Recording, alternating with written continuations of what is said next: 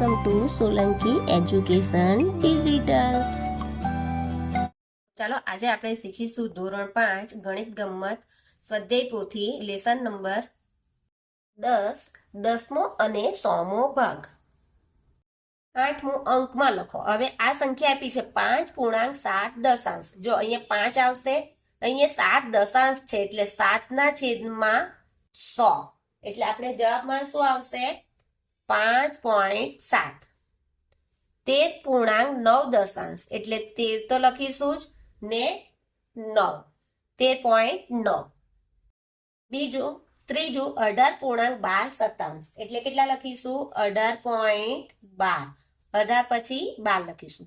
15.2 એટલે 15 તો લખીશું જ પોઈન્ટ સતાંશ લખ્યું છે એટલે કેટલા આવે 0.2. અહીંયા સતાંશ એટલે 100 લખાય એટલે 7.77 એટલે 7.77 એટલે 2 આવી રીતના આવશે.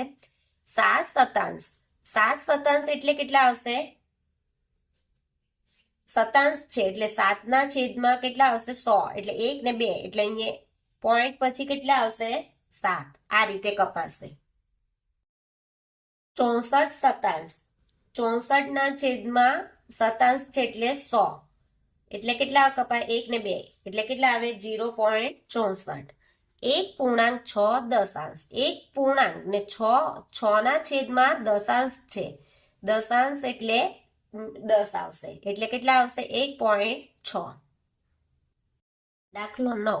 નીચેની સંખ્યાઓને દશાંશ અપૂર્ણાંકના રૂપમાં દર્શાવો. તો અહીંયા દશાંશ અપૂર્ણાંક કેવી રીતના કરવાનો? તો જો અહીંયા 5 ના છેદમાં પહેલો દાખલો છે 5 છેદમાં 10.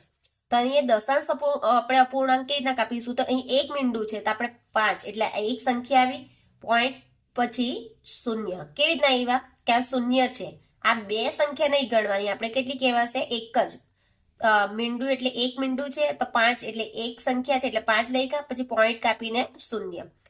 એવી જ રીતે 14.10 તો 1 ને 2 તો 1 ને 2 એટલે અહીંયા 14 તો લખીશું જ, 1 ને 2 સંખ્યાથી આ પોઈન્ટ પછી કઈ નથી એટલે આપણે 0 લખીશું.